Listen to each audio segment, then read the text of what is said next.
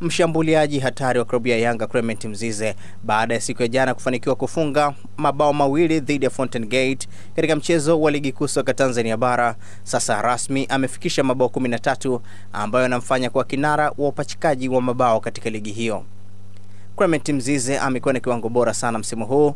Licha ya kufunga, amekuwa pia msaada mkubwa kwa klabu yake ya Yanga katika kutengeneza nafasi kwa wachezaji wenzake, kitu ambacho kinamtofautisha na washambuliaji wengi wanaotoka nje ya Tanzania na wale wazawa.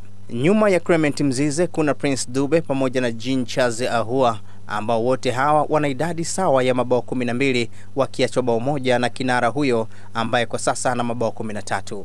Tukiachilia mbali taarifa hiyo, meneja wa habari na mawasiliano wa klabu ya Singida Black Stars Hussein Masanza amethibitisha rasmi kuingia udhamini mpya kutoka kampuni mahiri ya mawasiliano nchini ya Airtel Tanzania. Kupitia ushirikiano huo, timu hiyo imejipatia udhamini wa fedha pamoja na jezi maalum ambazo zitatumika katika michuano ya Kombe la Muungano kwa mwaka 2025. Kwa niaba ya uongozi wa klabu ya Singida Black Stars, nitumie fursa hii kuwashukuru sana Airtel kupitia Airtel Money kwa udhamini huu mnono ambao wameipatia timu yetu, udhamini wa fedha pamoja na udhamini wa materials. Kama mnavyoona tuna jezi hizi hapa, lakini kuna vifaa vingine vya michezo ambavyo tunaenda kuvitumia mahususi kwenye mashindano ya Kombe la Muungano kule Zanzibar. Mengi yameshazungumzwa hapa na Jackson pamoja na Bibi Lilian, lakini kimsingi sisi kama Singida Black Stars kwanza tunakuwa ndo timu ya kwanza kupata udhamini wa kipekee kwenye mashindano haya. Yaani hakuna timu yoyote ambayo imepata udhamini specific kwa ajili ya mashindano ya Muungano. Hii maana yake ni nini? Maana yake ni kwamba brand yetu inaaminiwa, inathaminiwa na inahusiana vizuri na brand kubwa kama Airtel. Sasa kama wewe ni shabiki wa Singida Black Stars au unaipenda timu yetu ya Singida Black Stars, kuanzia sasa na wewe ni mwanafamilia wa Airtel. Kupitia Airtel Money tutafanya shughuli zetu zote, na niwaahidi tu ndugu zangu, hata bonus za wachezaji zitakuwa zinalipwa kupitia Airtel Money. Bonus wachezaji wakienda wakishinda mechi tunaingiza hela kupitia Airtel Money kuanzia sasa. Lakini pia Jackson uligusia hapa kwamba kwa mashabiki watakaofika visiwani Zanzibar kwenye mashindano haya kutakuwa na huduma ya kuwapatia lipa namba bure kutoka Airtel. Mimi nitakuwa mteja wa kwanza kwa sababu nina biashara zangu na sina lipa namba ya Airtel. Kwa hiyo tutaitumia hiyo na nitakuwa balozi mzuri kuhakikisha kila mmoja anafahamu ubora wa kutumia huduma za Airtel. Sisi Singida Black Stars tuna mahusiano mazuri sana na Airtel. Hata uwanja wetu wa nyumbani umeitwa Airtel Stadium kutokana na udhamini ambao tuliupata kutoka Airtel, na wamekuwa washirika wetu wakuu na wanatubeba. Mnavyoona tunang'ara, tunasajili wachezaji wakubwa, tunaenda vizuri kwenye ligi na mashindano mengine, ni kwa sababu tunapata sapoti kubwa kutoka Airtel. Jambo la muhimu kama ambao mchezaji amezungumza na mimi nikazie, kwa kasi ambayo tunaenda kuifanyia kule Zanzibar, yaani tutakapoenda kushindana kwa kasi, nitakavyoona timu yetu inacheza kwa nguvu kubwa, ujue nguvu hiyo imetoka Airtel. Yaani speed itakayokuwa kule ni kama speed ya 5G ya Airtel. Lakini yote tunawashukuru sana ndugu zetu. Tunaomba muendelee kutusupport kwa sababu mnapotusupport tunazidi kufanya vizuri na kwa faida ya kama klabu, lakini na Airtel na jamii kwa ujumla. Tunawashukuru sana. Udhamini huo kwa Singida Black Stars unakwenda kuongeza morali kuelekea katika mashindano ya Muungano Cup ambao yanataraji kutimwa vumbi Aprili 24 kwa mchezo mmoja baina ya Singida Black Stars ambao wanaenda kukipiga dhidi ya JKU. Ikumbukwe Singida tayari wamekwisha wasili visiwani Zanzibar. Na timu ya taifa ya wanawake ya futsal imepangwa kundi C lenye timu kama Senegal na Madagascar.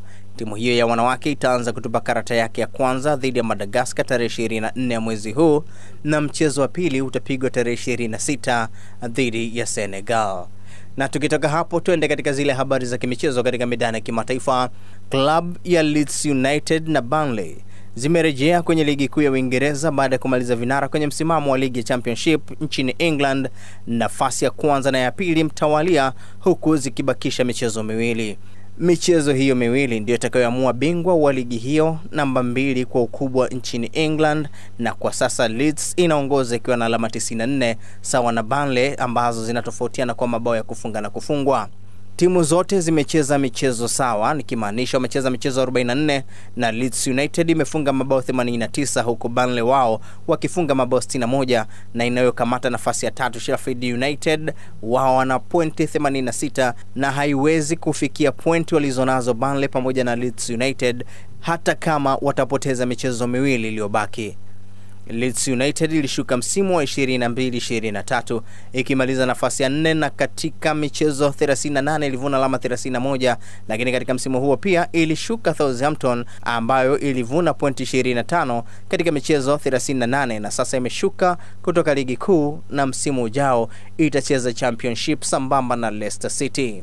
Burnley nayo ilishuka msimu wa 23-24 baada ya kumaliza nafasi ya 19 baada ya kucheza michezo 38 na kuvuna alama 24 sambamba na Sheffield United ambayo ilishika mkia ikiwa na alama 16 katika michezo 38 na sasa inasubiria kucheza playoff kutafuta nafasi ya timu ya 3 kupanda katika ligi kuu. Na ripoti zinadai kuwa uwezekano mkubwa striker wa Napoli ambaye anacheza kwa mkopo Galatasaray Victor Osimhen akacheza Manchester United katika msimu ujao baada ya kukubaliana na miamba hiyo ya Old Trafford. Inaelezwa nyota huyo tayari amekwisha saini makubaliano ya kujiunga na Man United katika dirisha la usajili na majira ya kiangazi na inaweza ikampata kwa pound milioni 25. Siri imefichuka kuna makubaliano binafsi kati ya mchezaji huyo na Manchester United, ingawa bado hakuna makubaliano kati ya Manchester United na Napoli. Nyota huyo kimataifa wa Nigeria anataraji kurejea Napoli mara baada ya msimu huu kumalizika baada ya kutumia msimu huu kwa mkopo na timu ya Galatasaray. Tangu kuanza kwa msimu huu, Osimhen amefunga mabao 29 katika michezo 34 ndani ya msimu huu, yakiwemo mabao 21 ya ligi kuu nchini Uturuki, almaarufu kwa jina la Super League. Osimhen alijiunga na Galatasaray dirisha la majira ya kiangazi mwaka jana baada ya Napoli kumsajili Romelu Lukaku na kumpa nafasi ya kuondoka kama alivyohitaji.